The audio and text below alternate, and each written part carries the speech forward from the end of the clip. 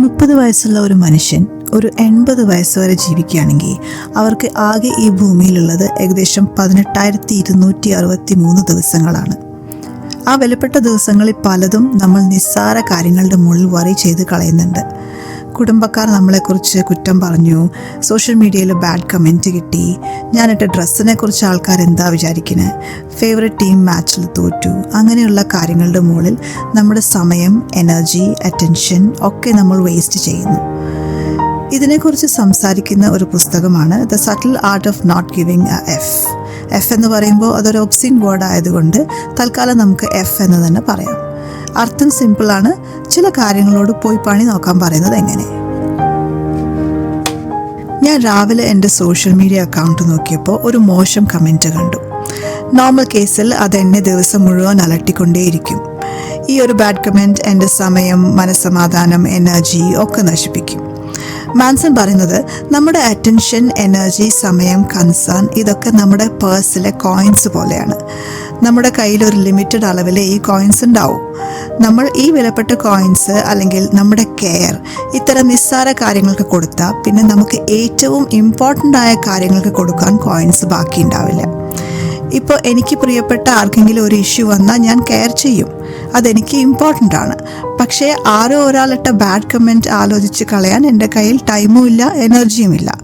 അതുകൊണ്ട് മാൻസൺ പറയുന്നത് ഒരു കാര്യത്തിൻ്റെ മുകളിൽ കൺസേൺഡ് ആവുന്നതിന് മുൻപ് ആ കാര്യം നിങ്ങൾക്ക് ഏറ്റവും ഇമ്പോർട്ടൻ്റ് ആയ കാര്യങ്ങളിൽ ഒന്നാണോ എന്ന് ആലോചിക്കുക. In other words, be selective on what to care about. നമുക്കെല്ലാം അറിയാം, നമ്മുടെ ഐഫോൺസ് ഒക്കെ ഉണ്ടാക്കുന്ന ആപ്പിൾ കമ്പനിയുടെ ഫൗണ്ടറായിരുന്നു സ്റ്റീവ് ജോബ്സ്. കമ്പനി ഉണ്ടാക്കിയ ആളായിരുന്നിട്ട് കൂടി 1985 സ്റ്റീവ് ജോബ്സിനെ ആപ്പിൾ പുറത്താക്കിയിരുന്നു. സ്റ്റീവ് ജോബ്സ് പക്ഷേ ആ നെഗറ്റീവ് എക്സ്പീരിയൻസിലൊന്നും തളരാതെ നെക്സ്റ്റ് എന്ന കമ്പനി സ്റ്റാർട്ട് ചെയ്തു. അതുകൂടാതെ പിക്സർ എന്ന അനിമേഷൻ കമ്പനിയും വാങ്ങിച്ചു. ഈ കമ്പനീസൊക്കെ സക്സസ്ഫുള്ളായി റൺ ചെയ്യാനും തുടങ്ങി. പിന്നീട് 1997 ആപ്പിൾ സ്റ്റീവ് ജോബ്സിനെ തിരികെ വിളിച്ചു. ആസ് എ റിസൾട്ട് ഒരുപാട് ground breaking products including iMac, iPod, iPhone, iPad ഒക്കെ ഉണ്ടായി. ഇതിൽ നിന്ന് മനസ്സിലാക്കേണ്ടത് എന്താണെന്ന് വെച്ചാൽ ജീവിതം ഒരു സ്ട്രെയിറ്റ് റോഡല്ല. കുറേ വളവുകളും തിരിവുകളും കയറ്റവും ഇറക്കവും ഒക്കെ ഉണ്ടാവും. നമ്മുടെ ചെറിയ സ്ട്രഗിൾസ് ഒക്കെ നമ്മളെ കൂടുതൽ സ്ട്രോങ്ങർ ആക്കുകയാണ് ചെയ്യുന്നത്.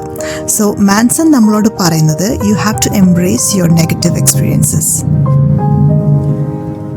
കുറേ കാലം മോഹിച്ച് നമ്മൾ ഫൈനലി ഒരു വീട് വയ്ക്കുകയെന്ന് വിചാരിക്കുക. ആ സമയത്ത് തന്നെ നമ്മുടെ ഒരു ഫ്രണ്ടും വീട് വെച്ചു. നമ്മുടേതിനേക്കാൾ കുറച്ച് വലിയ വീടാണ് ഫ്രണ്ടിൻ്റെ. അത് കണ്ടിട്ട് എൻ്റെ വീടിനേക്കാളും നല്ലത് ഫ്രണ്ടിൻ്റെ വീടാണ് എന്ന് പറഞ്ഞ് വിഷമിക്കുമ്പോൾ നമ്മുടെ വീടിൻ്റെ ഭംഗി നമുക്ക് കാണാൻ പറ്റാതെ പോവാണ്. നമുക്ക് വീട് ഉണ്ടായതിൻ്റെ സന്തോഷമില്ലാതെ ആവുകയാണ്. ചെറുപ്പം തൊട്ടേ നമ്മളെ ഗ്രൂം ചെയ്യുന്നതിൻ്റെ ഒരു പ്രശ്നമാണിത്. ക്ലാസ്സിൽ ഫസ്റ്റ് ആവണം, കോമ്പറ്റീഷൻസിൽ ഫസ്റ്റ് ആവണം, എല്ലാവരെക്കാളും നല്ല സാലറി വേണം, പെർഫെക്റ്റ് ഫാമിലി വേണം, അങ്ങനെ എല്ലാത്തിലും ഫസ്റ്റ് അല്ലെങ്കിൽ ബെസ്റ്റ് ആവണം എന്ന ഒരു സെൻസ് ഓഫ് എൻടൈറ്റിൽമെൻറ്റ് നമ്മളിൽ ചെറുപ്പത്തിൽ തന്നെ ഉണ്ടാവുന്നുണ്ട്.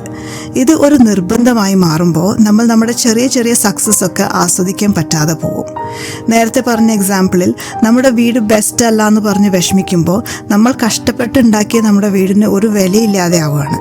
നല്ല മാർക്സ് കിട്ടിയിട്ടും ഫസ്റ്റ് ആയില്ല എന്ന് പറഞ്ഞ് വിഷമിക്കുമ്പോൾ നമ്മുടെ അധ്വാനത്തിനും നമുക്ക് കിട്ടിയ മാർക്സിനും ഒന്നും ഒരു വിലയില്ലാതെ ആവുകയാണ്.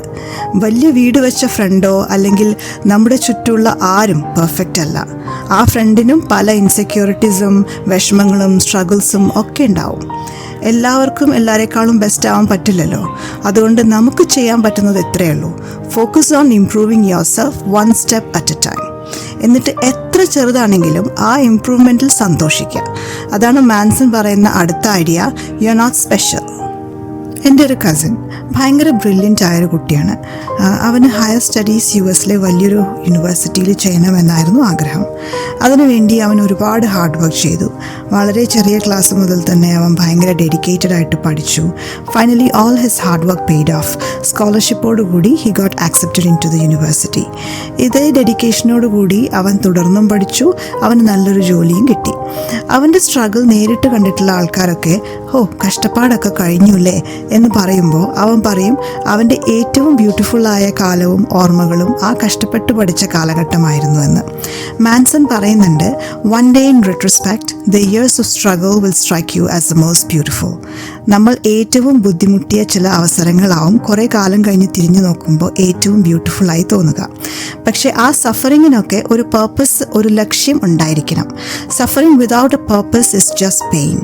സഫറിങ് അല്ല പ്രശ്നം, എന്തിനു വേണ്ടി എന്നുള്ളതാണ്. നമ്മൾക്ക് പ്രിയപ്പെട്ട കാര്യങ്ങൾക്ക് വേണ്ടി സഫർ ചെയ്യുന്നത് ഒരു പോസിറ്റീവ് എക്സ്പീരിയൻസ് ആയി കാണാൻ ശ്രമിക്കണം എന്നാണ് ഓഥർ പറയുന്നത്. In other words, understand the value of suffering. Imagine ഒരു ഫാമിലി. അവർ അവരുടെ വീടിൻ്റെ ചുറ്റുമുള്ള മറ്റാളുകളോടൊന്നും മിണ്ടാറില്ല എന്ന് വെക്കുക. കാലം കുറേ കഴിഞ്ഞു, അവർക്ക് വയസ്സായി, മക്കളൊക്കെ കുറേ ദൂരെയാണ്, ഇപ്പോൾ സോഷ്യലി വല്ലാതെ ഒറ്റപ്പെട്ട അവസ്ഥയിലായി.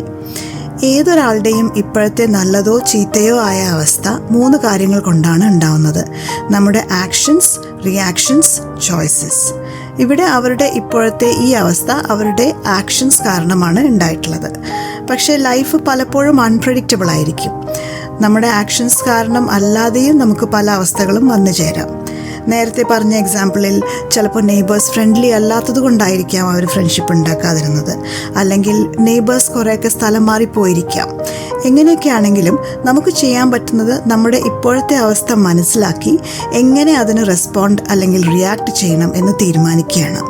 ഈ എക്സാമ്പിളിൽ ആ ഫാമിലിക്ക് പുതിയ സൗഹൃദങ്ങൾ ഉണ്ടാക്കിയെടുക്കാം, അല്ലെങ്കിൽ കുറച്ചുകൂടെ ഫ്രണ്ട്ലി നെയ്ബർഹുഡിലേക്ക് മാറാം. ഒരു മോശം സിറ്റുവേഷൻ വരുമ്പോൾ ഇതെൻ്റെ വിധിയാണ്, എനിക്ക് എല്ലാ കാലത്തും ഇങ്ങനെയാണ് എന്നൊക്കെ പറഞ്ഞ് സ്വയം വിക്ടിം ആവാതെ ഇതാണ് ഇപ്പോഴത്തെ സിറ്റുവേഷൻ, ഇതിന് എന്താണ് ചെയ്യാൻ പറ്റുക എന്ന് ചിന്തിക്കണം. സോ ഇങ്ങനെയുള്ള അവസരങ്ങളിൽ Manson wants you to stop playing the victim and take responsibility of your situation. One of my favourite ആക്ടേഴ്സാണ് മമ്മൂട്ടി.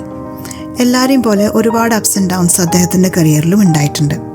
അദ്ദേഹത്തിൻ്റെ കരിയറിൽ ഏറ്റവും വലിയ സെറ്റ് ബാക്കായി പറയപ്പെടുന്നത് 80s ന്യൂഡൽഹി എന്ന മൂവിയുടെ റിലീസിന് തൊട്ട് മുമ്പുള്ളൊരു കാലഘട്ടമായിരുന്നു.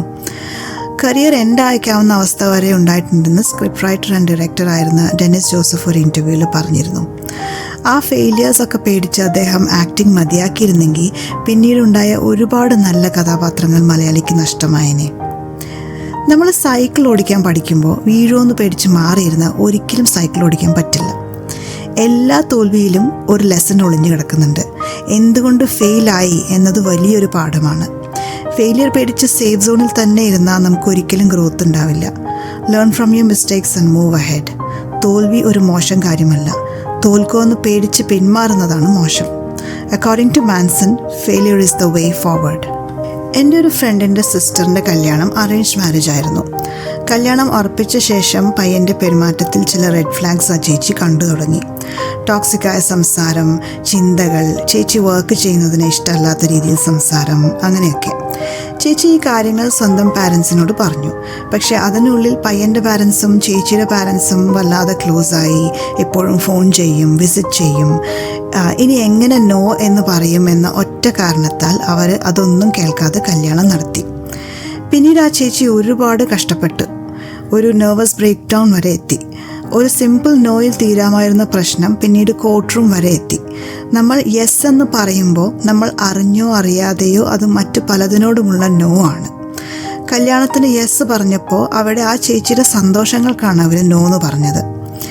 നോ പറയേണ്ടടുത്ത് നോ എന്ന് പറഞ്ഞാലേ നമുക്ക് നമ്മുടെ ടൈം, എനർജി, നമ്മുടെ മനസ്സമാധാനം ഒക്കെ പ്രൊട്ടക്റ്റ് ചെയ്യാൻ പറ്റുള്ളൂ. എൻ്റെ എക്സാമിൻ്റെ തലേ ദിവസം എൻ്റെ ഫ്രണ്ട് എന്നെ സിനിമ കാണാൻ വിളിക്കുമ്പോൾ ഫ്രണ്ടിനെ പിണക്കണ്ടെന്ന് വെച്ച് ഞാൻ യെസ് പറഞ്ഞാൽ ഞാൻ അവിടെ നോ എന്ന് പറയുന്നത് എൻ്റെ സ്റ്റഡീസ്, എൻ്റെ ഫ്യൂച്ചറിനോടൊക്കെയാണ്. വ്യക്തമായി, സത്യസന്ധമായി, മാന്യമായി നോ എന്ന് പറഞ്ഞാൽ അവർക്ക് മനസ്സിലാവണം. So saying no is okay. എൻ്റെ അമ്മയുടെ ഒരു ഫ്രണ്ടുണ്ട്. ആ ആൻറ്റിയുടെ മകൻ കേരളത്തിന് പുറത്ത് വർക്ക് ചെയ്യായിരുന്നു. കോവിഡ് സമയത്ത് മറ്റ് പലരെയും പോലെ അയാളും ഭാര്യയും കുട്ടികളും ഒക്കെ ആയിട്ട് അച്ഛൻ്റെ അമ്മയുടെയും വീട്ടിൽ വന്ന് താമസമായി. ഈ അമ്മയ്ക്ക് കുറേ ഹെൽത്ത് പ്രോബ്ലംസ് ഉള്ളതാണ്, പ്രായവും ഉണ്ട്. മകനും മരുമകളും വർക്ക് ഫ്രം ഹോം എന്ന് പറഞ്ഞ് ഇരിക്കും. ഈ അമ്മ വയ്യാത്ത കാലും വെച്ച് ഈ കുട്ടികളുടെ പുറകെ ഓടണം. കുറേ ആയപ്പോൾ അമ്മ മകനോട് കാര്യങ്ങൾ വ്യക്തമായിട്ട് പറഞ്ഞു. എനിക്ക് പ്രായമായി, ഒരുപാട് ഹെൽത്ത് ഇഷ്യൂസ് ഉണ്ട്. I am happy you are staying here. പക്ഷേ കുട്ടികളുടെ കാര്യങ്ങൾ നിങ്ങൾ തന്നെ നോക്കണം, അല്ലെങ്കിൽ അതിനുള്ള അറേഞ്ച്മെൻറ്റ് ചെയ്യണം. അവരവിടെ ചെയ്തത് ബൗണ്ടറി സെറ്റ് ചെയ്യുക എന്നുള്ളതാണ്. നമ്മുടെയൊക്കെ വീടിന് എന്തിനാണ് അതിർത്തി? സോ ദാറ്റ് നമ്മുടെ നെയ്ബറിനറിയാം അയാളുടെ അധികാരം ആ ബൗണ്ടറി വരെയുള്ളൂ എന്ന്. ഇങ്ങനെയുള്ള ബൗണ്ടറി നമ്മുടെ പേഴ്സണൽ ലൈഫ്സിലും വേണമെന്നാണ് മാൻസൺ പറയുന്നത്. ഇത് ആരെയും ഹേർട്ട് ചെയ്യാനല്ല, മറിച്ച് നമ്മളെ പ്രൊട്ടക്റ്റ് ചെയ്യാനാണ്. നമ്മൾ നമ്മുടെ ടൈം, എനർജി, ഹെൽത്ത്, പൈസ ഇതിനൊക്കെ വാല്യൂ കൊടുത്താൽ മാത്രമേ മറ്റുള്ളവർ നമ്മുടെ ഈ കാര്യങ്ങൾക്കൊക്കെ വാല്യൂ തരൂ. ഇപ്പോൾ നമ്മുടെ വീട്ടിലേക്ക് വിളിച്ചു പറയാതെ കുറേ ഗസ്റ്റ് വരുന്നുണ്ടെങ്കിൽ അവർ നമ്മുടെ സമയത്തിന് ഒട്ടും വില കൽപ്പിക്കുന്നില്ല എന്ന് വേണം കരുതാൻ. ഒരുപക്ഷെ നമ്മൾ ഇമ്പോർട്ടൻ്റ് ആയ ഒരു കാര്യത്തിന് പോകാൻ ഇറങ്ങുമ്പോൾ ആണ് അവർ വരുന്നതെങ്കിൽ പോക്ക് മാറ്റി വെച്ചാൽ നമ്മുടെ സ്വന്തം കാര്യങ്ങൾക്ക് നമ്മൾ തന്നെ വില കൽപ്പിക്കുന്നില്ല എന്ന സിഗ്നലാണ് നമ്മൾ അവിടെ കൊടുക്കുന്നത്. നമ്മൾ നമ്മുടെ കാര്യങ്ങൾക്ക് വില കൊടുത്തില്ലെങ്കിൽ പിന്നെ മറ്റുള്ളവർ കൊടുക്കുമോ? അതുകൊണ്ടാണ് മാൻസൺ പറയുന്നത് സെറ്റ് യുവർ ബൗണ്ടറീസ്. ഇന്ന് രാവിലെ ബ്രേക്ക്ഫാസ്റ്റ് നന്നായില്ല എന്ന് പറഞ്ഞ് മൂഡ് ഓഫായി അതുണ്ടാക്കിയ ആളോട് ദേഷ്യപ്പെടുമ്പോൾ ആ ഒരു നിമിഷത്തിൽ നിന്ന് ഒന്ന് സൂം ഔട്ട് ചെയ്ത് നമ്മുടെ ലൈഫിൻ്റെ ബിഗ് പിക്ചർ നോക്കുക. അപ്പോൾ ഇതൊക്കെ നിസ്സാരമായിട്ട് തോന്നും. ആ ബ്രേക്ക്ഫാസ്റ്റ് ഉണ്ടാക്കി തന്ന ആൾ ചിലപ്പോൾ നാളെ നമുക്കത് ഉണ്ടാക്കി തരാനുണ്ടാവില്ല, അല്ലെങ്കിൽ അത് കഴിക്കാൻ നമ്മൾ ചിലപ്പോൾ ഉണ്ടാവില്ല. Death is the only constant in life. നടക്കുമെന്ന് ഉറപ്പുള്ള ഒരേ ഒരു കാര്യം മരണമാണ്. നമുക്കാർക്കും അൺലിമിറ്റഡ് ടൈമൊന്നുമില്ല.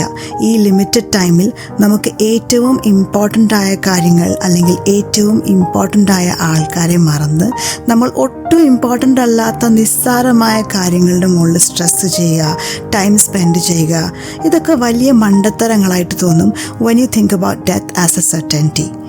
ലൈഫ് മുഴുവൻ നമ്മൾ ലൈഫിനെ കുറിച്ച് വറി ചെയ്യുന്നു ആൻഡ് ദെൻ യു ഡൈ. ഇതൊക്കെയാണ് എനിക്ക് ഇമ്പോർട്ടൻ്റ് ആയിട്ട് തോന്നിയ ideas from the book the subtle art of not giving a F by Mark Manson. Please to subscribe for more book summaries. See you soon.